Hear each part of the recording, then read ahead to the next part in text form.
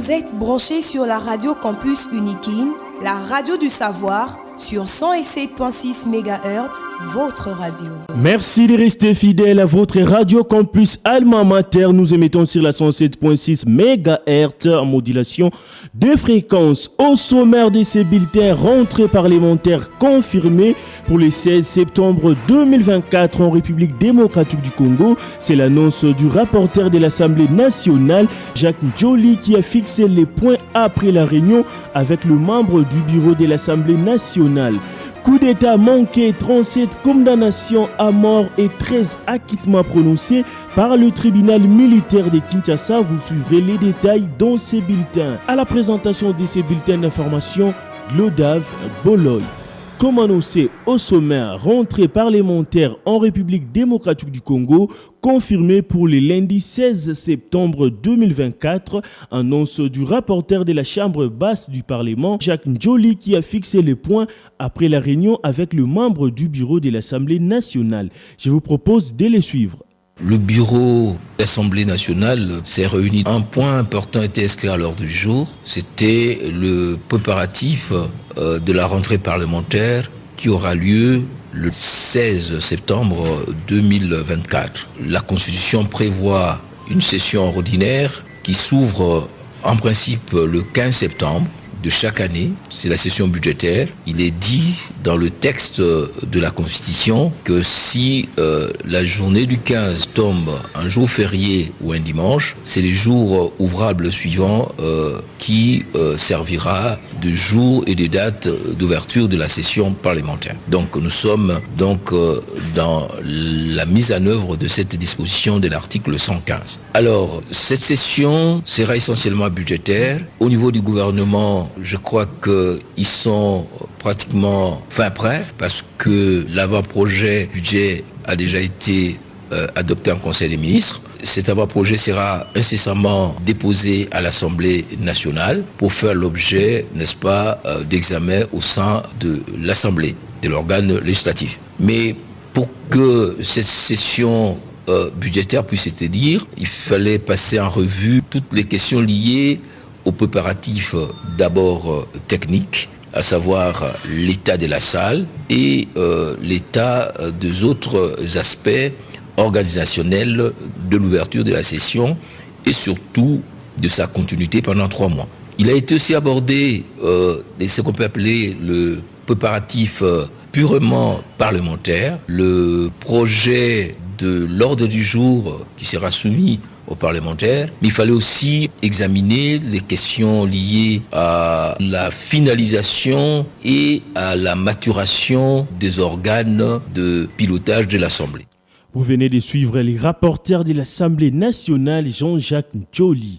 Le tribunal militaire des garnisons de Kinshasa-Gombe a rendu son jugement dans l'affaire du coup d'État manqué et de l'attaque de la résidence de Vital Kamerhe. 37 prévenus ont été condamnés à la peine de mort pour des infractions d'association de malfaiteurs, d'attentats et de terrorisme. Parmi eux figure Marcel Malanga, fils du commanditaire Christian Malanga. On note également la condamnation à peine de mort de l'expert militaire belge d'origine congolaise, Jean-Jacques Wondo. Je vous propose de suivre. Vivant rétabli en fait comme endroit de faits infractionnels mis à charge des prévenus du Toumba Simon, héritier et Kwake Moisson, Faustin, Kamanga, Katima Franck, Inom Mbemba fils, Mafou Bongo Bienvi, pour Kazadinawesh, alias Mokonoa, Mata Maki, Avio, Punda René, Mayo, Mangaza, Adolphe, Mukela, Muku, Mujibik, Mindula Yongo, Ange, Mugangu, et Mbemba non amendé. Les déclare non coupables. En conséquence, prononce leur acquittement, ordonne leur libération immédiate, le renvoi de tout fin de justice. Par contre, il établit en fait comme en loi les faits infractionnels mis à charge des 37 prévenus, il les déclare coupables. En conséquence, le condamne de la manière ci-après.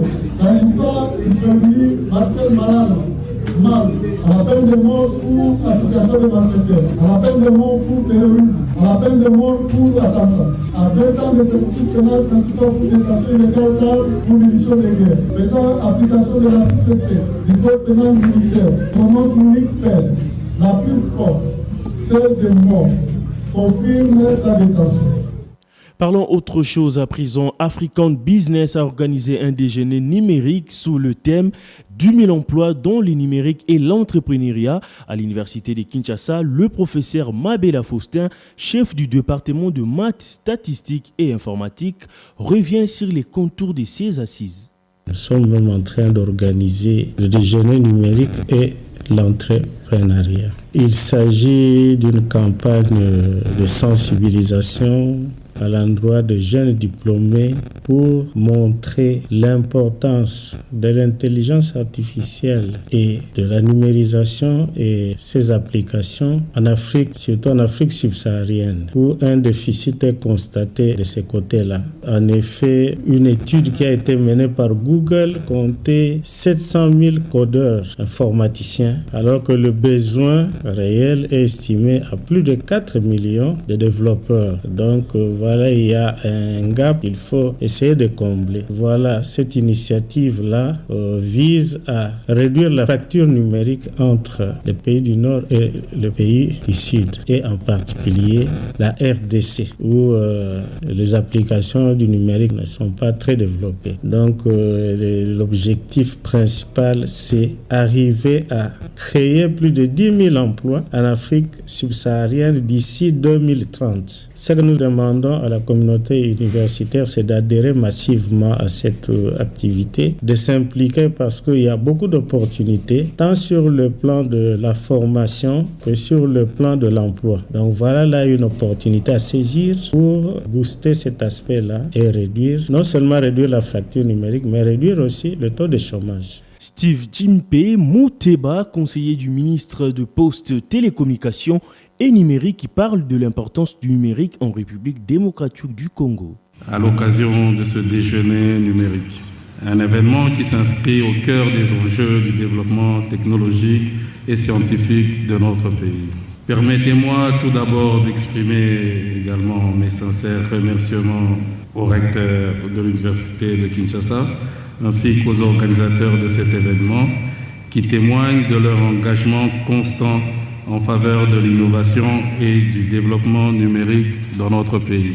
La révolution numérique est un levier incontournable pour la transformation économique et sociale de la République démocratique du Congo. Elle offre des opportunités sans précédent pour l'innovation, l'entrepreneuriat et l'amélioration de la qualité de vie de nos concitoyens.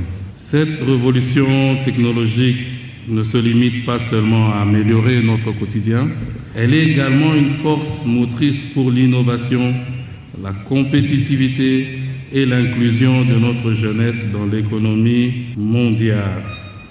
Cela est même cristallisé dans la vision de son Excellence, Monsieur le Président de la République, chef de l'État, je cite, Félix-Antoine Tshisekedi Tshilombo. Cet événement revêt une importance particulière car il réunit les esprits les plus brillants de notre pays, les futurs ingénieurs, développeurs et chercheurs autour des défis et perspectives qu'offrent les technologies numériques. Il est donc vital pour la République démocratique du Congo de s'aligner sur cette dynamique.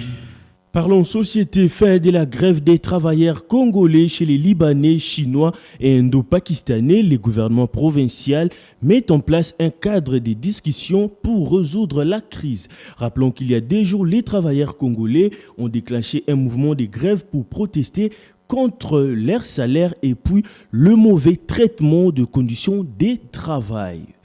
Lutte contre la maladie des monkeypox en République démocratique du Congo.